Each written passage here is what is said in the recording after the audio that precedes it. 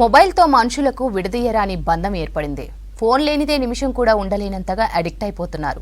ఏ పరిస్థితుల్లో ఉన్నా call lift చేయాలనే ఆతృత అనేక అనార్థాలకు దారితీస్తోంది. ఇన్ని రోజుల పాటు సెల్ ఫోన్ డ్రైవింగ్ కేసులు నమోదవగా ఈ మధ్య మొబైల్లో వీడియోస్ చూస్తూ డ్రైవింగ్ చేస్తున్న ఘటనలు పెరుగుతున్నాయి. Auto, cab drivers YouTube videos చూస్తూ డ్రైవింగ్ చేస్తూ యాక్సిడెంట్స్ కి కారణమవుతున్నారు.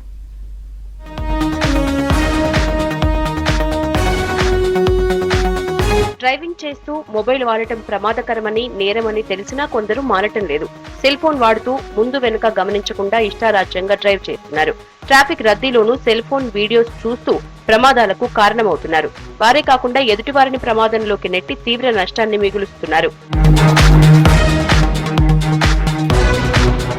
గూగుల్ మ్యాప్స్ వాడటం కోసం మొబైల్ హోల్డర్ ని ఆటో, క్యాబ్స్ లో పెట్టుకుంటున్నారు.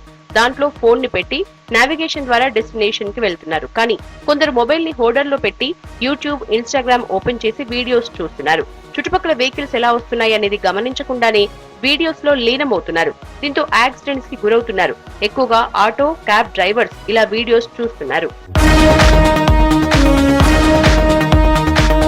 ఇలా మొబైల్ వాడుతూ డ్రైవింగ్ చేస్తే కఠిన చర్యలు ఉంటాయన్నారు సిటీ ట్రాఫిక్ పోలీసులు. ఈ మధ్య కాలంలో ఆటో డ్రైవర్లు ఇన్స్టా రీల్స్, యూట్యూబ్ రీల్స్ ఎక్కువగా చూస్తున్నారని చెప్తున్నారు.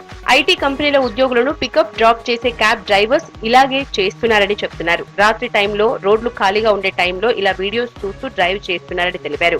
ఎవరైనా మొబైల్ వాడుతూ ఆటోలు, క్యాబ్లు డ్రైవ్ చేస్తే 9490617346 నంబర్కి వీడియో తీసి కంప్లైంట్ ఇవ్వాలంటున్నారు సైబరాబాద్ పోలీసులు. కొందరు ప్యాసింజర్లు ట్విట్టర్ లో ట్రాఫిక్ పోలీసులకు కంప్లైంట్లు ఇస్తున్నారని, వాటిని కూడా పరిశీలించి కేసులు పెడతామని అంటున్నారు. మొబైల్స్ వాడటం, ఇయర్ ఫోన్స్ పెట్టుకుని మాట్లాడుతూ వాహనాలు నడిపినా, వీడియోలు చూస్తూ డ్రైవింగ్ చేసినా 500 జరిమానా విధిస్తామంటున్నారు. అదే వ్యక్తి రెండోసారి పట్టుబడితే 1000 రూపాయల జరిమానా ఉంటుందని, మూడోసారి పట్టుబడితే డ్రైవింగ్ లైసెన్స్ రద్దు చేస్తామని తెలిపారు.